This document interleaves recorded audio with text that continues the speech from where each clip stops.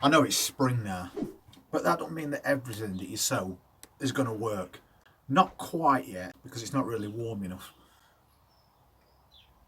We do experiments on different things all the time. We germinate lots of stuff indoors because we know it's not going to germinate out here. But we have germinated lots of things in here, but only the cold hardy stuff. We recently did a few more packs of brassicas ready to plant out in late spring.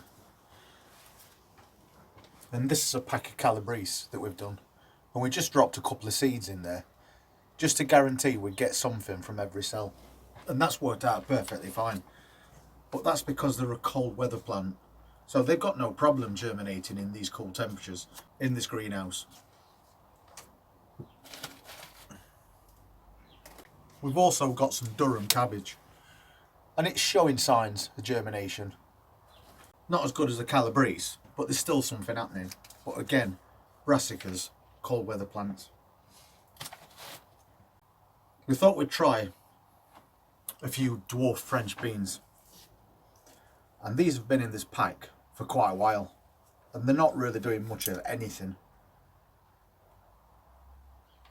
If I move a bit of compost from the top, you can see we've got one that's trying to come through.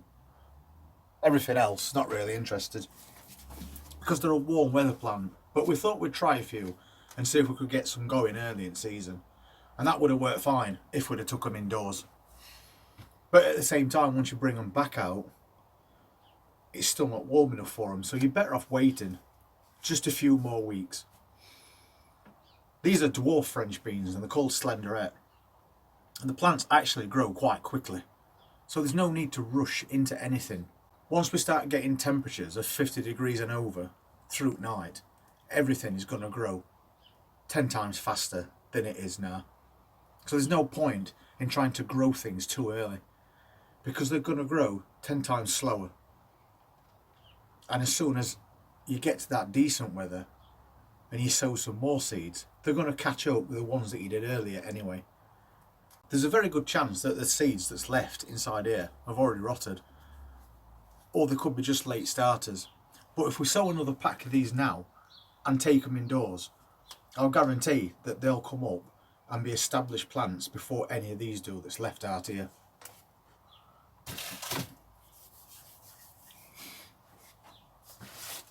We've sown some of these flowers. They are bluebedders, and they're doing really well. A couple we did lose because it was so damp it basically rotted the plant as it were trying to grow, but the others have come on really well, and now we can take these out and move them on. We've got broccoli plants in little containers like this. They weren't huge plants when we transplanted them, and it hasn't been that warm, but you can see that they've really come on because the cold weather plants. We thought we'd try and bring out some tomatoes, see how they get on, and you can see that since we brought them out and transplanted them, they've not really grown at all. They're actually now starting to turn a little bit yellow because they're just not happy with the conditions that they're trying to grow in. They need to be tucked back indoors and left. We're going to keep getting cold snaps for the next few weeks. On Sunday we've got a -1, possibly a -2, and it's just not going to suit plants like that. As excited as you may be to get things going earlier, to some extent you're kind of wasting your time. We did say a while ago that if you start growing things like cucumbers, it's way too early, because those plants, once germinated, grow really big really fast, so you won't be able to accommodate them indoors for very long, and you'd end up with long leggy plants, which are no good anyway.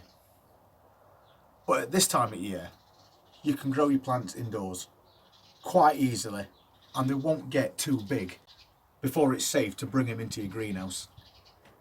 We've already tried a few in packs.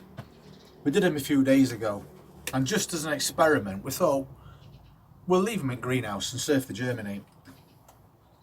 It's not been that long, but there's definitely no signs of anything happening in these packs. And we've got squash, we've got pumpkin, and we've got cucumbers.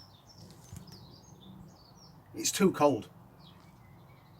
There's more of a chance that these seeds will rot while they're sat in this greenhouse because it's too damp. They like to germinate in warm temperatures. So now we can see that that's not going to happen. It's not too late to take those indoors now and give them a bit of warmth and get them on the way, because we can quite easily move plants into pots like this and they'll grow on in here for quite a while. As for these dwarf French beans, we can see that there is some signs of life, but hardly anything. So we'll just leave them in here anyway. And then I'll just sow a fresh pack and we'll take that indoors. And we'll do that for two reasons. One, we can't guarantee that all those seeds are going to germinate now because they've been out here during those cold nights. We'll get a fresh set growing indoors and then we'll see the difference between these plants over the next few weeks. So, as we did before, I'll just push in one seed to each cell. That's 12 plants. And as I said, these are dwarf French beans, so they're perfect for your containers because they only grow to about 30 inches in height. And that's at the most. So that's a fresh set sown there. I'll give them a quick covering over and then I'll just pop a label in. And I'll just keep those in spare room indoors. But at least now we know they're too slow to be growing outdoors at this time of year.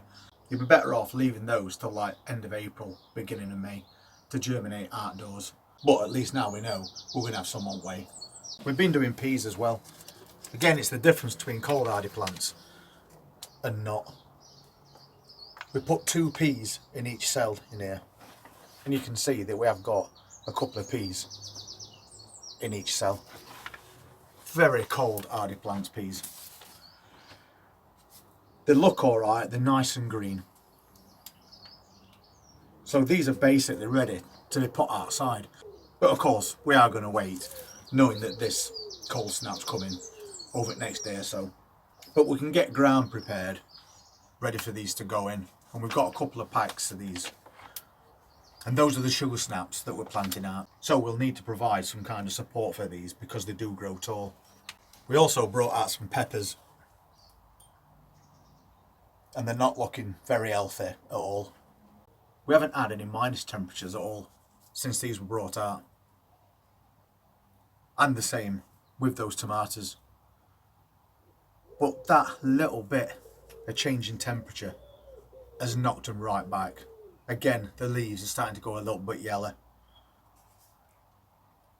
They're not looking happy at all. So we either take those back indoors and try and bring them on a little bit, or we just leave them and see what happens. I think because we've got a minus temperature to them, we'd better take them back indoors. Or any of those that look like they might make it, definitely won't. We've also got these little spinach containers that we did multi-sown seeds in there, and then we can take out clumps of plants if we want and move them on, or we can just leave them in here and let them grow on into a nice little bush of fresh spinach leaves.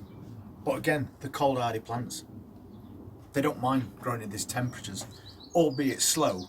The things that we've had in here from autumn right through until now are definitely growing a lot better than the things we've recently brought out. So it's just a good idea not to rush into anything. Don't be tricked by the fact that it's now spring and you're a few days into spring. I've known days in April where it's dropped down to -4 and wiped out an entire bench full of plants because I'd not checked weather, which is something I always do now.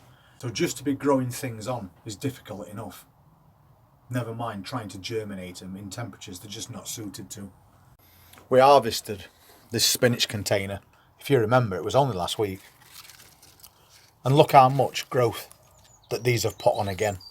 Loads and loads. We've got bigger beet leaves coming as well. And when you consider that we've harvested this container a couple of times already over the last few weeks, it just keeps coming and coming. So, once again today, we're going to be able to take another little harvest from there, which is always welcome at this time of year, as onions are doing really well.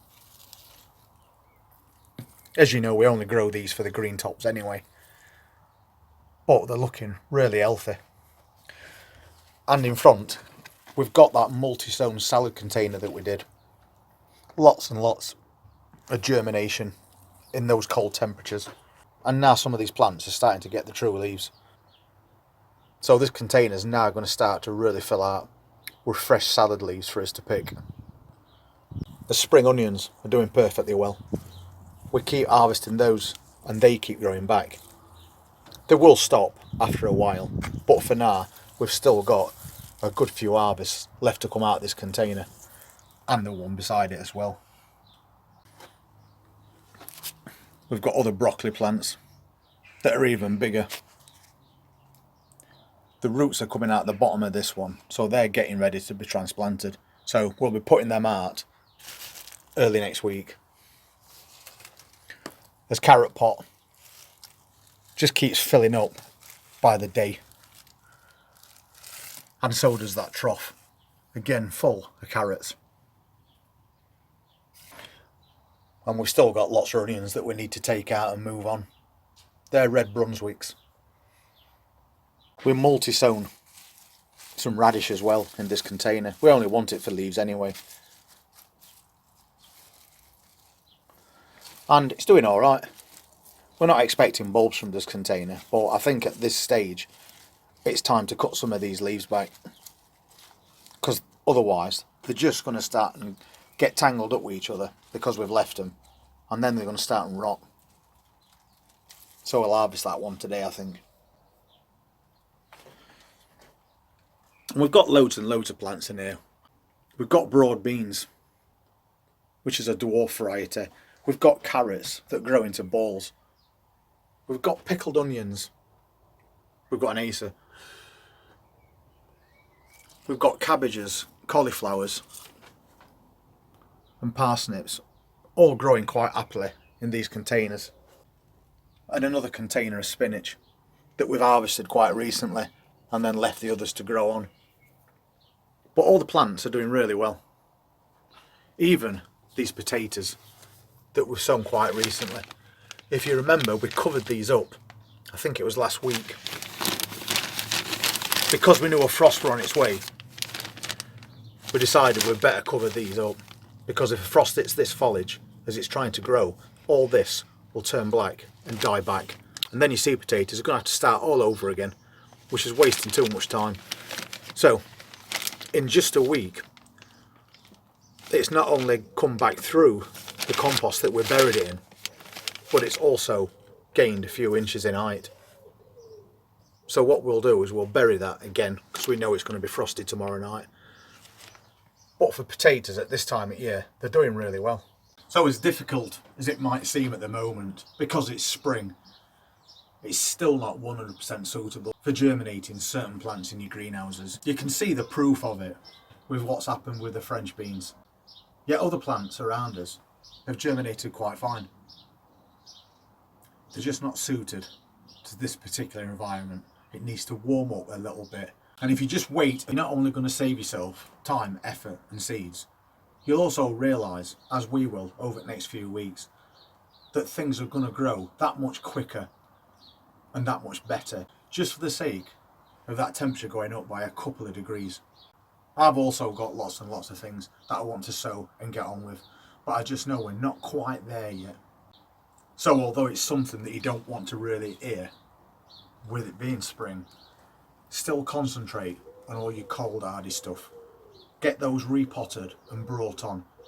Get them moved out outside, and then you can clear your benches so you can fill it with things like cucumbers, tomatoes, peppers, melons and aubergines. So you can transcend from autumn plants into mid-spring, early summer ones, and everything is going to grow that much better, that much quicker. So just finish this job first, and then we'll get on with all that warm weather stuff. And if you want to see what that's going to be, please hit that subscribe button and press that notifications bell. And we look forward to seeing you on the next video. Thank you very much for all your support.